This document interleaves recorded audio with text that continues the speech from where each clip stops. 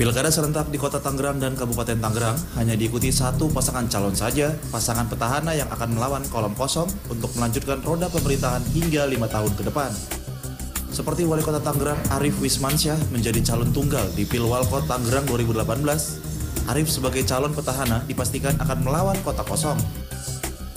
Calon Wali Kota Tangerang ini mengaku sudah didukung total 11 partai untuk maju kembali bersama wakilnya Syahrudin dan sudah ada 9 partai di DPRD yang mendukung. Sementara itu, 3 partai non-parlemen seperti Perindo, PKPI, dan PSI juga sudah resmi menyatakan dukungan maju kembali sebagai wali kota. Karena dipastikan menjadi calon tunggal, Arief meminta Pilwalkot Tangerang berjalan kondusif. Tim sukses yang disiapkan diminta bersinergi dengan warga dan tokoh masyarakat.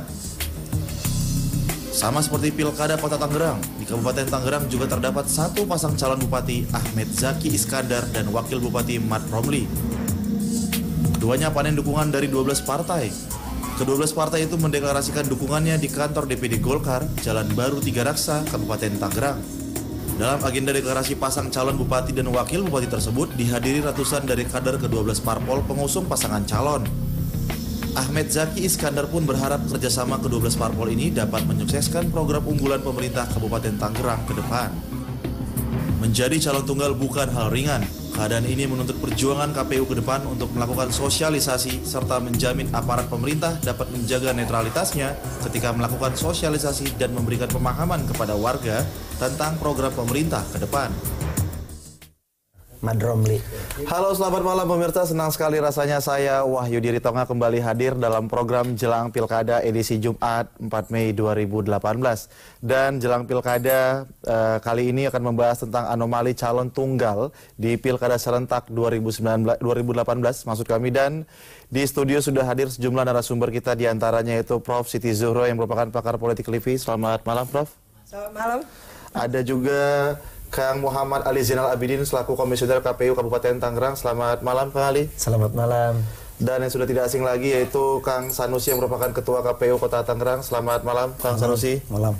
Ya, program Jelang Pilkada ini juga dapat Anda saksikan melalui live streaming di www.jakdastv.com atau melalui www.video.com.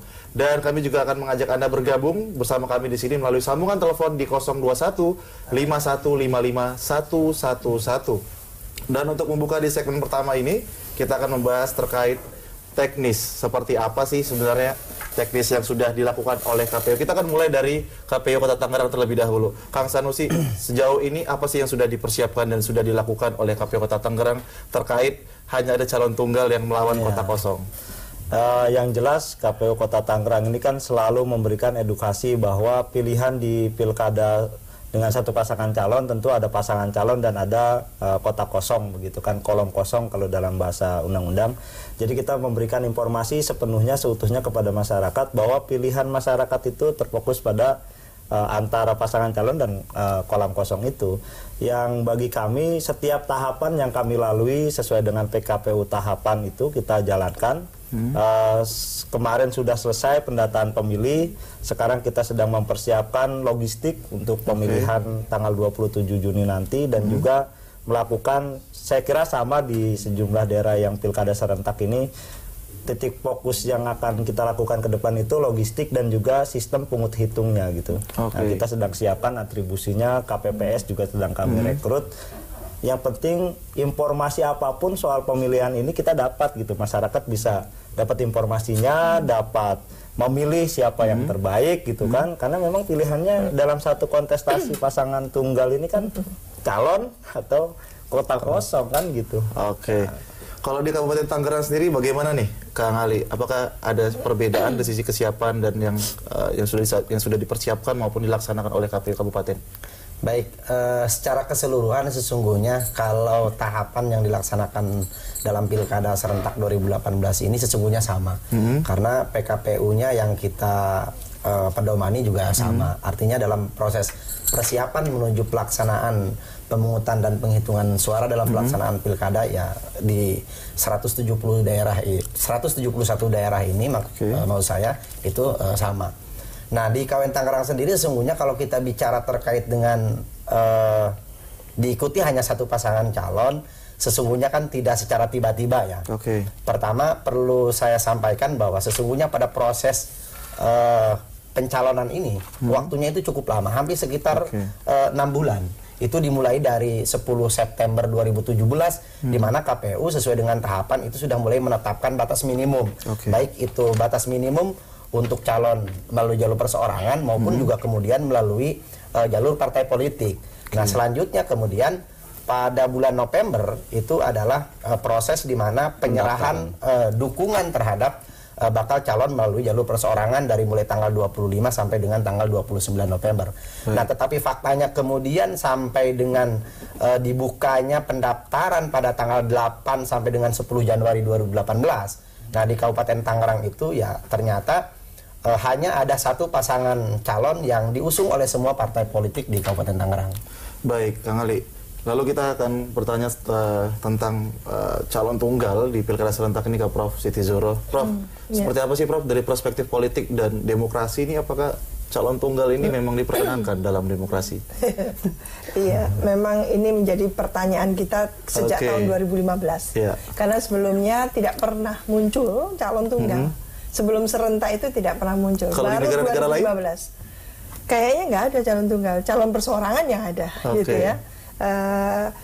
Berarti ini kan proses belajar kita, proses belajar demokrasi. Jadi proses learning by doing yang kelihatannya memang tidak mudah. Yang kalau secara belajar itu kan namanya belajar. Dari waktu ke waktu itu harus naik kelas kan, naik tingkatnya, kualitasnya bertambah dan sebagainya.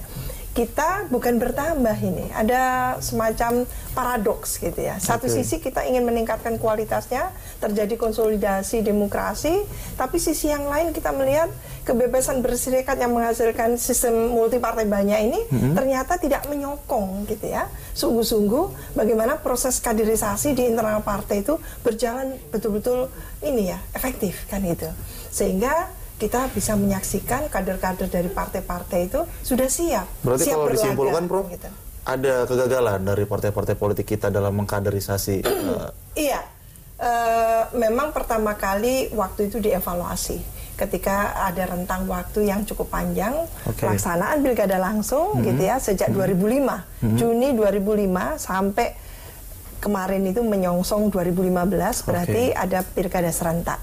Mengapa diserentakkan dan sebagainya. Jadi sudah dicarikan sedemikian rupa rumusan formulanya gitu ya, agar betul-betul demokrasi di daerah itu membumi, agar betul-betul nuansa nilai-nilai budaya lokalnya juga nampak, calon-calon pemimpin di daerah-daerah itu juga betul-betul mendapatkan katakan peluangnya dan sebagainya melalui partai politik tentunya. Jangan lupa partai politik kita banyak. Jumlahnya banyak. Untuk tahun 2014 itu berapa? 10 yang masuk 10 di parlemen. 10.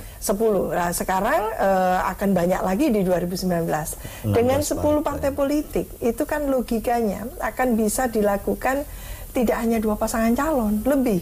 Lah, esensi demokrasi itu adalah partisipasi.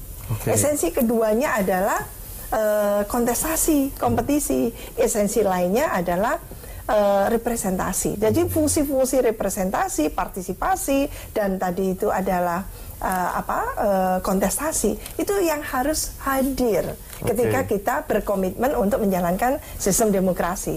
Tapi apa yang terjadi, kontestasi ini sedikit demi sedikit digerus supaya yang muncul aklamasi. Gitu ya. Di internal partai luar biasa sulitnya ketika terjadi suksesi. Bahwa ketika kota kosong unggul akan dibuat lagi pilkada selanjutnya, tahap berikutnya gitu. Betul. Jadi menurut saya formula dibuat sedemikian rupa untuk merespon karena ada pilkada 2015 yang serentak lalu muncul ada 5 pasangan calon tunggal itu, lalu diberikan payung. Partai waktu itu menurut Mendagri akan dipenalti kalau tidak mampu mengusung calon, berkoalisi dan mengusung, karena satu partai belum tentu mampu gitu, harus berkoalisi. Nah, tapi apa yang terjadi, resistensi dari partai politik, tidak mau kalau diberikan penalti. Oleh karena itu terus menerus seperti ini. Lah, jumlahnya sudah meningkat ini dari 5 tahun 2015 menjadi 9 tahun 2017. Baik, Prof, sekarang tahan sudah terlebih dahulu, Prof. Diskusi kita semakin menarik. Ya pemirsa, jangan kemana-mana, tetap bersama kami di Jelang Pilkada.